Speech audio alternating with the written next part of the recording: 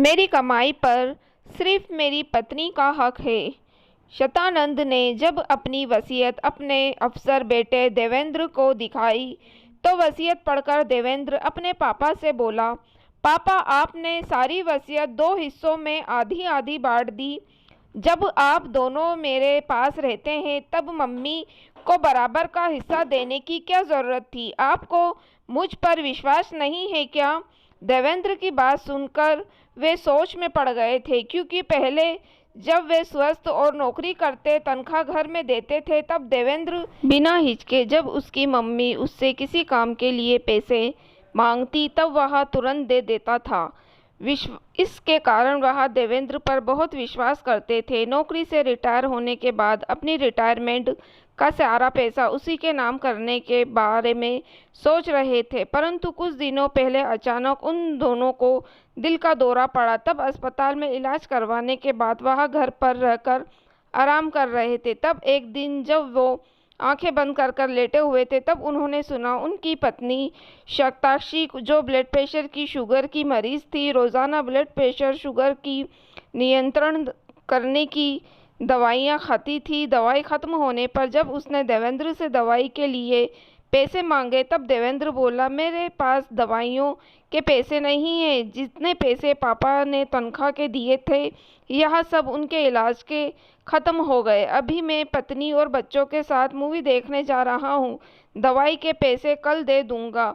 वैसे भी यदि एक दिन दवाई नहीं खाओगी तो आपका कुछ बिगड़ेगा नहीं। बेटे की बातें सुनकर शताक्षी दुखी हो गई थी और बेटे, पत्नी और बच्चों को लेकर शान से गाड़ी में बैठकर मूवी देखने चला गया था। बेटे, बहू और बच्चों के जाने के बाद जब शताक्षी पति के लिए खाना लेकर आई तब वह ज़बरदस्ती मुस्कुराते हुए उनकी प्लेट में खाना लगा रही थी। तब पत्नी को देखकर वे मुस्कुराते हुए बोले, परेशान मत हो, मेरे पास कुछ पैसे रखे हैं, उनमें से मैं तुम्हारे लिए ब्लड प्रेशर और शुगर की दवाइयाँ ऑनलाइन मंगा दी है। मुझे पता है इस वक्त तुम जानबूझकर मुस्कुरा रही हो। पति की बात सुनकर शताक्षी के नेत्र सजल हो गए थे। तब शतानंद उसे प्यार से समझाते हुए बोले, मेरी जीवन संगनी, दुखी मत हो, मैंने तुम्हारे लिए रास्ता तलाश कर लिया है, अब तो मुस्कुरा दो। पति की बात सुनकर शताक्षी के चेहरे पर मुस्कान आ गई थी, क्योंकि उसे अपने पति पर खुद से ज़्यादा विश्वास था। बेटे की बात सुनकर शतानंद बोले, बेटा यह तो अफसर बना है ना, इसमें मेरा और तेरी मम्मी का बराबर का योगदान है। मैंने तुझे पर पैसा खर्च कर तुरंत तेरे सपना था ना बैंक में अफसर बनने का, उसके लिए मेहनत तेरी मम्मी ने की थी। यदि तेरी मम्मी दिन रात तुझे पढ़ाने के लिए प्रेरित नहीं करती तो तू आज इतनी अच्छी तनख्वाह नहीं पाता। और तुमने अपनी मम्मी को दवाई देने के लिए पैसे से मना कर दिया। भूल गया तू वह दिन जब तू बीमार पड़ जाता था? तब कई बार तेरी दवाई ख़त्म होने पर वह सोच करके मुझे ऑफिस में देरी से आने के कारण कहीं दवाइयों के लिए देर ना हो जाए, तेरी मम्मी कई किलोमीटर पैदल चलकर तेरे लिए दवाई लेकर आती थी।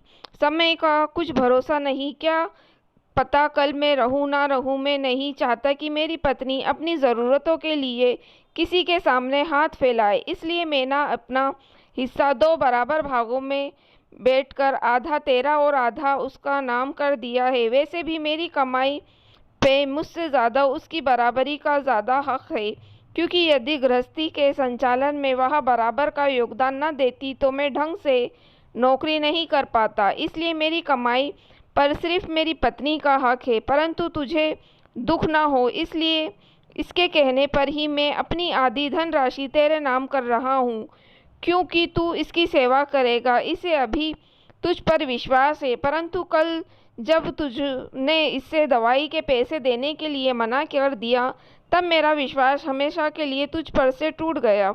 एक दिन की दवाई ना लेने से बेटा बहुत कुछ बिगड़ जाता है। तुझे तेरी मम्मी की ज़रूरत हो ना हो, परंतु मुझे तेरी मम्मी की बहुत ज़रूरत है, क्योंकि वह मुझसे ज़्यादा मेरा ध्यान रखती है। तू तो फिर भी अपनी पत्नी और बच्चों के साथ जब मन करता है घूमने चला जाता है, परंतु जब मैं बीमार पड़ा तेरी मम्मी ने मुझे छोड़कर कहीं नहीं गई। पापा की बातें सुनकर देवेंद्र बेहद शर्मिंदा हो गया था। शर्म के मारे उसके नज़रें धरती में गड़ रही थी। वह हाथ जोड़कर अपनी मम्मी से बोला, मम्मी मुझे माफ़ कर दो, मैंने आपका विश्वास तोड़ दिया। फिर पापा से बोला, पापा मुझे बराबर का हिस्सा नहीं चाहिए, सारा पैसा मम्मी के नाम कर दो, क्योंकि मम्मी ही आपकी सारी कमाई की हकदार है। मुझे सिर्फ माफ़ी चाहिए और कुछ नहीं। मैं निस्वार्थ भाव से आप दोनों की सेवा करना चाहता हूँ। यह कहते हुए उसकी आंखों में आंसू आ गए थे। तब शताक्षी मुस्कुराते हुए बोली, बेटा, माफ़ करने वाला का दिल बहुत बड़ा होता है, इसलिए मैंने तुझे माफ़ कर दिया। मम्मी की बातें सुनकर उसके हाथ खुद ब खुद माँ के चरणों में झुक गए थे, परंतु माँ ने बेटे के झुकने से पहले ही उसे गले से लगा लिया था, क्योंकि माँ तो माँ होती है, जो बेटे के 100 अपराध भी क्षमा कर देती है। दोस्तों, अगर आपको कहानी पसंद आई हो तो प्लीज़ आप मेरे चैनल को सब्सक्राइब ज़रूर कीजिएगा और मेरी वीडियो को लाइक और शेयर भी ज़रूर कीजिएगा। Thank you for watching.